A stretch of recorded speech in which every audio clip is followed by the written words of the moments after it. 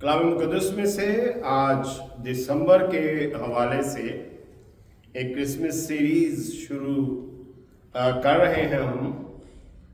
जिस तरह से हम गुज़रे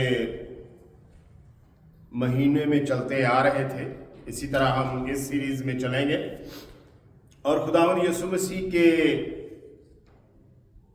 इस दुनिया में आने, कलमे के मुजस्सम होने के बारे में हम बाइबल मुक़द्दस में से देखेंगे। तो आज पहला जो पैगाम है वो उसमें हम इस बात पर गौर करेंगे कि खुदावंद यीशु मसीह की दुनिया में आने की वजूहात क्या है, क्यों वो इस दुनिया में आया।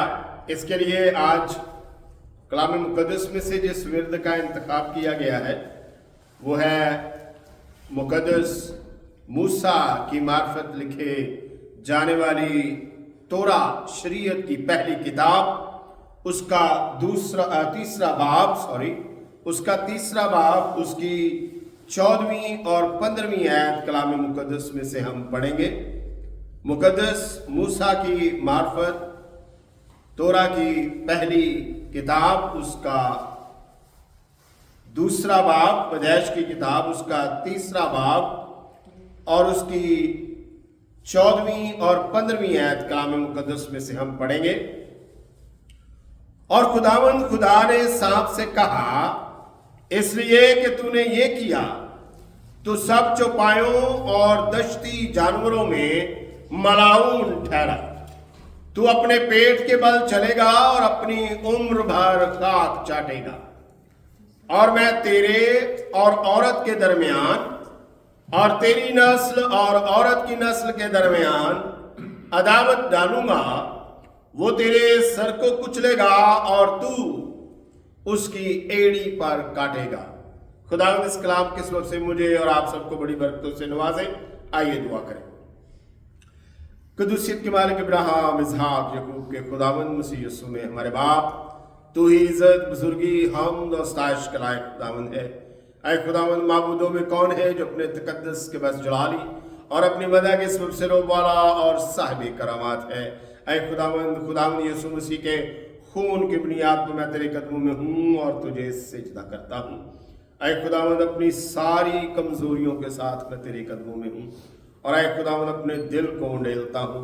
मेरी कमजोरियों को अपने जोर में बदल दे। कामिल उस्ताद रूल कुदस की सहायता मयस्सर हो। मेरा रुझान जिस्म है खुदावंद उसके कब्जा में रहे और आज ऐ खुदावंद उस बड़े भेद को, उस बड़े मुकाशफे को जो है खुदावंद यीशु मसीह में पोशीदा है, हम पर अया कर और अपने जलाल के लिए खुदावंद कसरत से इस्तेमाल कर। तमाम देखने सुनने वाले ऐ खुदावंद तेरे बाजू के नीचे रहें और ऐ खुदावंद उनके जहनों को खोल ताकि कलाम मुक़द्दस को समझे। मसीह यीशु की खातिर ये चाहता हूँ, आमीन। आज बाइबल मुक़द्दस का जो हिस्सा हमारे सामने है, ये दो आयात जो हैं ये सांप को सजा देते वक्त खुदावंद ने कही, उस वक्त जब उसने आदम और हवा को अदन में वरगलाया और खुदा की नाफरमानी पर उनको उकसाया और खुदा के हुक्म को तोड़ने के लिए उन्हें एक ऐसी सलाह दी कि वो खुदा से बागी हो गए। और खुदा जब हवा और आदम और सांप को सजा दे रहा है तो ये तीसरे नंबर पर सांप के साथ खुदा बात करते हुए कहते हैं कि तू तमाम दश्ती जानवरों में मलाऊन है, इसलिए तुझसे टांगें जो है तेरी वो ले ली जाती हैं और तू अपने पेट के बल चलेगा और अपनी उम्र भर खाक चाटेगा। ये उन्होंने सांप को सजा दी। और जब सांप को मुखातब किया जाता है तो उस इस्तेमाल करने वाली शख्सियत को इस्तेमाल किया जाता है जो सांप को इस्तेमाल कर रहा था, यानी अबलीस। मशहूर जमाना آیت ہے یہ، اور اس آیت نے آج تک یسوع مسیح کے آنے سے اب تک بھی اس نے دنیا کو، مذاہب کو اپنے حصار میں لے رکھا ہے۔ ہر کوئی سوچ رہا ہے کوئی آئے گا، کوئی آئے گا، کوئی میرے لیے کھڑا ہوگا، کوئی مجھے آزاد کرے گا، کوئی مجھے بچائے گا، کوئی نہ کوئی آئے گا۔ اور اس آیت کے ضمن کے اندر ہم بائبل مقدس میں بہت بڑے نام دیکھتے ہیں جن سے چھٹکارا جو ہے، جن سے آزادی جو ہے، جن سے آزادی منسلک کی گئی۔ اور ان میں سب سے بڑا نام جو ہے وہ ہے نوح کا۔ جب نوح پیدا ہوا تو نوح کا خاندان کہنے لگا یہ ہمیں ساری مشقت سے جو ہے وہ آزادی دلائے گا۔ یہ آیت 3 باب کی 15ویں آیت انسان کے اندر ایک ولولہ پیدا کر دیتی ہے کہ آج میں جس جگہ سے نکالا گیا ہوں، آج میں جہاں سے رد کیا گیا ہوں، آج میں جہاں سے ٹھکرایا گیا ہوں، ایک آئے گا جو واپس مجھے بحال کرے گا، ایک آئے گا جو شیطان کے سر کو کچل دے گا، ایک آئے گا جو میری آزادی کا پیغمبر ہوگا۔ اور یہ آیت جو ہے یہاں سے ہی وہ نازک موڑ شروع ہوتا ہے، یہاں سے ہی وہ ایک بڑی کہانی شروع ہوتی ہے جو بائبل مقدس کے پہلے صفحے سے لے کر مکاشفہ کی آخری آیت تک ہمیں ایک کشمکش میں لے کے چلتی ہے۔ وہ ہمیں بتاتی ہے کہ اس آیت کے اندر جو بنیاد پڑی اس نے کہاں کہاں پر جو ہے وہ شیطان کی شرارتیں، اس کی شریر طبیعت ہمارے سامنے آئی، اور کہاں کہاں خدا ان شرارتوں کو کچلتا رہا اور اپنی قوم، اپنے لوگوں، ایمانداروں، خدا ترسوں، خدا پرستوں کا دفاع کرتا رہا۔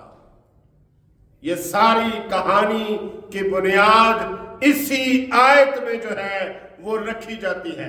7 باتیں جو ہیں اس ایک آیت کے اندر بنیادی طور پر جو ہے وہ ہمیں شروع ہوتی ہوئی دکھائی دیتی ہیں۔ میں آپ کے لیے 15ویں آیت ایک بار پھر پڑھنا چاہتا ہوں۔ اور میں تیرے اور عورت کے درمیان اور تیری نسل اور عورت کی نسل کے درمیان عداوت ڈالوں گا۔ دشمنی کی ایک اچھی تعریف ہے لفظ عداوت۔ یہ ایسی دشمنی ہے جو کبھی سامنے نہیں آتی، یہ ایسی دشمنی ہے جو ایک پہلو پر چلتی ہے۔ وہ یہ نہیں جتاتی کہ میں دشمن ہوں، بلکہ عداوت جو ہے وہ ایسی دشمنی ہے کہ آدمی دشمن کو ایک آنکھ نہیں بھاتا۔ اس کا اٹھنا بیٹھنا، اس کا بات کرنا، اس کی مقبولیت، اس کا نام، اس کا کام، سب سے نفرت ہو جاتی ہے اس آدمی کو جو اس سے عداوت رکھتا ہے۔ اور یہاں پر خدا اعلانیہ کہہ رہا ہے میں عداوت ڈالوں گا۔ اور اس عداوت میں کیا دکھائی دیتا ہے؟ اس اعلان میں کس چیز پر ہماری نظر جاتی ہے؟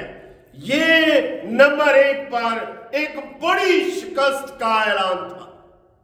شیطان کے لیے ایک بڑی شکست، اور اس کے ہاتھوں جس کو اس نے اکسایا ہے کہ خدا کا مخالف ہو، اس کے ہاتھوں جس سے اس نے نافرمانی کروائی ہے، اس کے ہاتھوں جس کو اس نے اپنی باتوں سے ورگلا لیا ہے، کتنی نموشی ہے کہ وہ اسی کے ہاتھوں ہارے گا ایک دن۔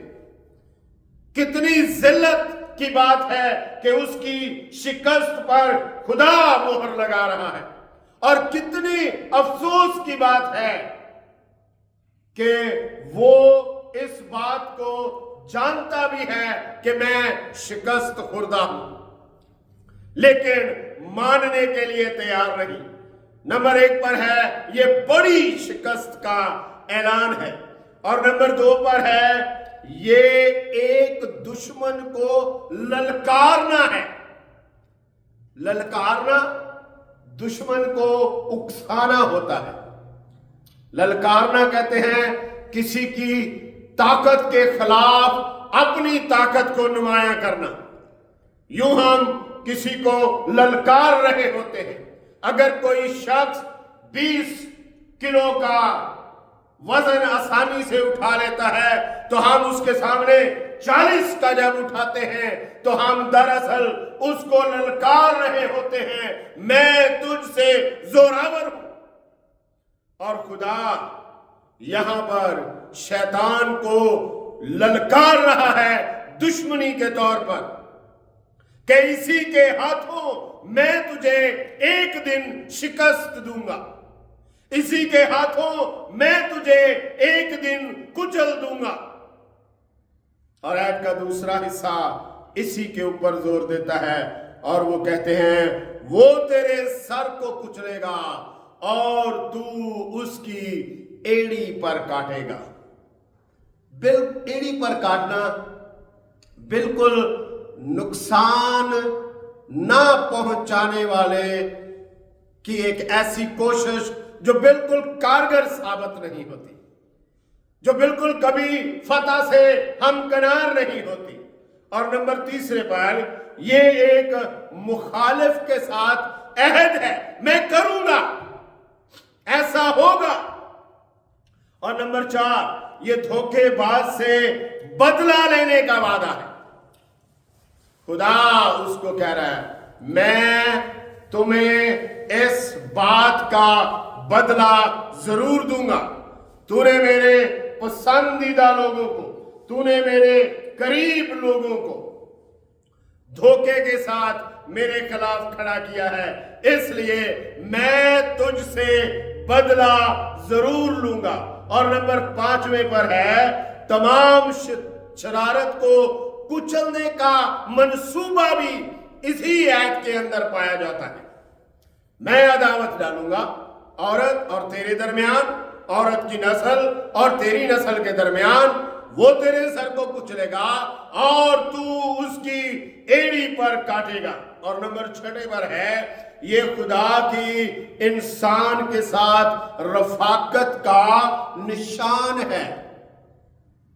وہ نافرمان ہوئے، انہوں نے خدا کی نافرمانی کی، تو بھی خدا ان کے ساتھ کھڑا ہو کر شیطان کو للکارتا ہے، اس کو شکست کا اعلان کرتا ہے، خبر دیتا ہے۔ اور نمبر 7 پر ہے یہ خدا کے ذریعے انسان کی فتح کی امید ہے۔ تو یہ 7 باتیں بنیادی طور پر اس آیت کے اندر ہمارے سامنے آتی ہیں، اور میں دشمنی ڈالوں گا، اور عداوت دشمنی کی اچھی تعریف ہے جب کسی کو کوئی ایک آنکھ نہ بھاتا ہو۔ داؤد اس بات کی کس طرح سے تعریف کرتے ہیں، آئیے زبور 25 اس کی 19ویں ہے۔ کلام مقدس میں لکھا ہے میرے دشمنوں کو دیکھ کیونکہ وہ بہت ہیں اور ان کو مجھ سے سخت عداوت ہے، سخت عداوت ہے۔ وہ میرے ہر ایک پہلو پر بات کرتے ہیں، وہ غیبت گوئی کرتے ہیں، وہ مجھے پریشان کرتے ہیں، وہ میرے جینے کے طریقے کو جو ہے وہ للکارتے ہیں، مخالفت کرتے ہیں۔ اور پھر ہم دیکھتے ہیں جب دشمن گھائل ہوتا ہے، जब इब्लीस को ये पता चला कि एक दिन यही इंसान मेरे सर को कुचलेगा, वो और ज्यादा सफाक हो गया, वो और ज्यादा जालिम हो गया, वो और ज्यादा खुदा और इंसान के खिलाफ हो गया। जबूर 69 उसकी 14वीं आयत, मुझे अदालत में से निकाल ले और धंसने ना दे, मुझे दलदल में से निकाल ले और धंसने ना दे, मुझसे अदावत रखने वालों और गहरे पानी से मुझे बचा ले। दाऊद जब इस कदर मुश्किलात में फंसा, जब उसके अपने और बेगाने उसके खिलाफ हो गए, तब उसने खुदावंद से फरियाद की। और मैंने आपको शुरू में कहा कि कहानी दरअसल यहां से शुरू होती है, और शैतान को शरीर कहा गया है, और शरीर का मतलब है शरारत करने वाला। दो लोगों के दरमियान शरारत करने वाला, खला पैदा कर देने वाला, झगड़ा खड़ा कर देने वाला, झगड़ा पैदा करने वाला। और पहली शरारत उसने की, पैदाइश की किताब उसका 4 बाब उसकी 8वीं आयत में, जब खुदा अच्छे मामलात की तरफ आ रहा था, जब खुदा और इंसान एक अच्छी राह पर चल रहे थे दोनों। आदम के गुनाह करने के बाद आदम को इस कदर पछतावा था कि वो खुदा की मातहती में गिरा हुआ था, तो एक और हालात ने करवट बदली और उसकी औलाद के अंदर ये शरारत पैदा हो गई, और उसके बड़े बेटे ने उसके छोटे बेटे को कत्ल कर दिया। पैदाइश की किताब 4 बाब 8वीं आयत, और कायन ने अपने भाई हाबिल को कुछ कहा, और जब वो दोनों खेत में थे तो यूं हुआ कि कायन ने अपने भाई हाबिल पर हमला किया और उसे कत्ल कर डाला। कायन तो पहले ही अपने सोच की वस्तुओं में हाबिल को मार चुका था। अगर आपको याद हो 6 और 7वीं आयत में खुदावंद क्या कहते हैं कायन को, और खुदावंद ने कायन से कहा, तू क्यों गजबनाक हुआ और तेरा मुंह क्यों बिगड़ा हुआ है? अगर तू भला करे तो क्या तू मकबूल ना होगा, और अगर तू भला ना करे तो गुनाह दरवाजे पर दबका बैठा है और तेरा मुश्ताक है, पर तू उस पर गालिबा। खुदा तो उसको बता रहा था, तेरी सोचों के अंदर एक ऐसा कत्ल हो रहा है कि सारी दुनिया की हालत पलट कर रख देगा। तेरी सोचों के अंदर एक ऐसी अदावत पल रही है जो तेरे खानदान को, तेरे बाप के खानदान को तोड़ के रख देगी। लेकिन वो नहीं समझा, वो अपने जज्बात में, वो अपनी जिद के अंदर अड़ा रहा, और जब अपने भाई को मार दिया तो खुदा ने उससे पूछा, कायन तेरा भाई कहाँ है? तो उसका बड़ा तल्ख जवाब था। उसने कहा, क्या मैं उसका मुहाफिज हूं? आइए दाऊद इसके बारे में क्या कहता है। जबूर की किताब उसका 50वां जबूर उसकी 16वीं और 17वीं है। लेकिन खुदा शरीर से कहता है, तुझे मेरे आईन बयान करने से क्या वास्ता, और तू मेरे अहद को अपनी जुबान पर क्यों लाता है, जबकि तुझे तरबियत से अदावत है और मेरी बातों को पीठ पीछे फेंक देता है। कायन ने खुदा की तरबियत को, कायन ने खुदा की सलाह को, कायन ने खुदा की आगाही को पीठ पीछे फेंक दिया, बेपरवाही का मुजाहरा किया, नजरअंदाज किया, और फिर दूसरी शरारत ने जन्म लिया। जिंदगी एक बार फिर मामूल पर आने लगी। आदम अपनी बीवी के पास गया, सेत पैदा हुआ।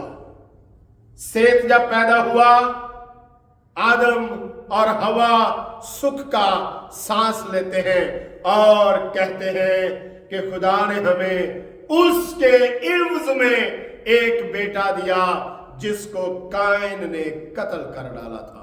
यहां से इव्जी का जो काम है वो शुरू हो गया।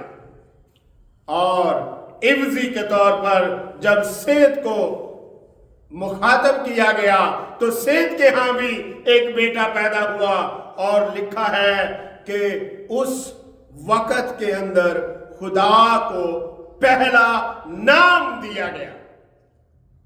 उस वक्त खुदा के साथ इंसान ने कुछ अपनी निजी जरूरियात वाबस्ता करनी शुरू कर दी और उन्होंने खुदा का नाम रखा। आइए पढ़ते हैं पैदाइश की किताब, उसका 4 बाब, उसकी 14वीं है। देख, आज तूने मुझे रुए जमीन से निकाल दिया और मैं तेरे हुजूर से रुपोश हो जाऊंगा और जमीन पर खाना खराब और आवारा रहूंगा, और ऐसा होगा जो कोई मुझे पाएगा कत्ल कर डालेगा। ये कैन की सजा थी। खुदा ने उसको अपने हुजूर से निकाल दिया और फिर सेत जो है उसका चुनाव हुआ और उसके चुनाव के बाद उसके बेटे का चुनाव हुआ और खुदा का नाम रखा गया। पैदाइश की किताब, उसका 4 बाब, उसकी 25वीं और 26वीं आयत में आपको ये मिलेगा। जब सब अच्छा चल रहा था तो एक और शरारत शैतान ने जो है वो बनी आदम पर फेंक दी, और वो शरारत थी मखलूत नस्ल। वो शरारत थी कायन और सेत की औलाद के अंदरमियान शादियां। कैसे हुआ ये? आइए, एक हंसता बसता माशरा किस तरह से बर्बाद हुआ। पैदाइश की किताब, उसका 4 बाब, उसकी 25वीं आयत जो है वो मैं आपके लिए पढ़ना चाहता हूं, 25वीं और 26वीं। और आदम फिर अपनी बीवी के पास गया और उसके एक और बेटा हुआ और उसका नाम सेत रखा, और वो कहने लगी, खुदा ने हाबल के एवज जिसको कायन ने कत्ल किया मुझे दूसरा फर्जंद दिया। और सेत के यहां भी एक बेटा पैदा हुआ जिसका नाम उसने अनूस रखा। उस वक्त से लोग यहोवा का नाम लेकर दुआ करने लगे। यहोवा का मतलब है नजात देने वाला। यहोवा का मतलब है खुदा हमें छुड़ाएगा। यहोवा का मतलब है वो हमारी पनाहगाह है। यहोवा का मतलब है खुदा मेरे लिए लड़ेगा। यहोवा का मतलब है खुदा मुझे छुड़ाएगा। और 6 बाब में इस शरारत की बुनियाद रख दी गई और मुखातब किया गया सेत की औलाद को खुदा के बेटे और कायन की औलाद को इंसान की बेटियां। जब दोनों ने एक दूसरे के अंदर, दोनों नस्लों ने एक दूसरे के अंदर दिलचस्पी दिखाई तो खुदा ने कहा मेरी रूह हमेशा इंसान के साथ मुज़ाहमत ना करती रहेगी। किस इंसान के साथ? जिसको मैंने अपने हुजूर से निकाला। किस इंसान के साथ? जिसने अपने भाई को जख्मी किया। किस इंसान के साथ? जिसने मेरे अहकाम को अपने पसे पुश्त डाल दिया। कायन को, कायन की मकबूलियत, कायन की नस्ल की मकबूलियत सेत की औलाद की वजह से हो रही है। खुदा के हुजूर उनको आने का एक मौका फराहम किया जा रहा है, लेकिन ये मौका सेत की औलाद के लिए ज़वाल का सबब बन गया और खुदा से दूर जाने का एक और रास्ता, शारा और बड़ी शारा जो है वो साबित हुआ।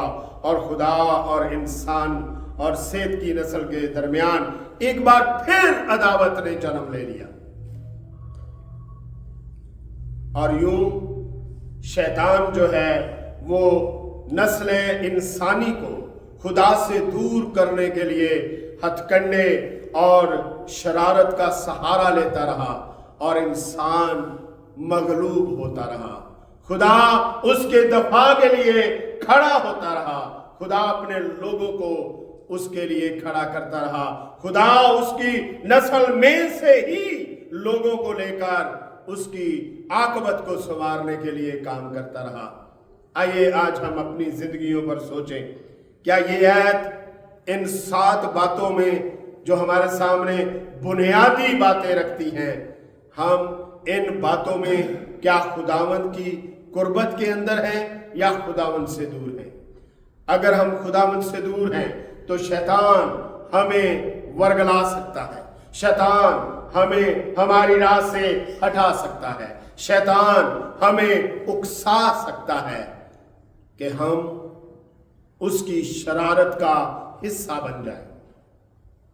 لیکن اگر ہم خداوند کی طرف دیکھتے ہیں، اگر ہم خداوند کے ساتھ کھڑے رہتے ہیں، تو یہ 7 باتیں ہماری جگہ پر کھڑے ہو کر خدا ابلیس کو، ہمارے مخالف کو، ہمارے دشمن کو للکارتا ہے کہ یہ ایک دن تجھ پر فتح پائے گا۔ کس صورت میں پائے گا، کس طریقے سے پائے گا، کیا طریق ہوگا اس کا، یہ ہم آنے والے دنوں میں دیکھیں گے کہ کس طرح سے شیطان جو ہے وہ پسپا اور شکست خوردہ ہوتا ہے۔ خداوند اس کلام کے سبب سے مجھے اور آپ سب کو بڑی برکتوں سے نوازے۔ آئیے ہمارے درمیان استاد محترم تشریف فرمائیں۔ درخواست کی جاتی ہے کہ کلام خدا کے لیے دعا کریں اور جماعت کو کلمات برکات کے ساتھ رخصت کریں۔ یسوع مسیح میں ہمارے آسمانی باپ، ہمارے زندہ خداوند ابراہیم، اسحاق اور یعقوب کے خدا، ہم خداوند یسوع مسیح کے پیارے عظیم جلالی ابدی زندہ نام کے وسیلے سے تیرے پاس آتے ہیں، تیرے پیغام کے لیے تیرا شکر، تیری تعریف کرتے ہیں۔ اپنے بندے کو اپنے جلال کے لیے استعمال کر، اور پیارے خداوند تو ہمیں پھر سے اپنے حضور اکٹھا کر۔ پیارے خداوند روت اور ولسن کو شفا دے، طاقت دے، خداوند تندرستی دے، تیرا نام جلال پائے۔ اور پیارے خداوند یوسف اور عزرا کے ساتھ ہو، ان کی حفاظت کر۔ پیارے خداوند پھر سے ہمیں اپنے وقت پر اکٹھا کر۔ خداوند یسوع مسیح کے پیارے عظیم جلالی ابدی نام کے وسیلے سے مانگتے ہیں، آمین۔ اب ہمارے خداوند یسوع مسیح کا فضل، خدا باپ کی محبت، پاک روح کی شراکت اب سے لے کر ہمیشہ تک ہم سب کے ساتھ ہوتی رہے، آمین۔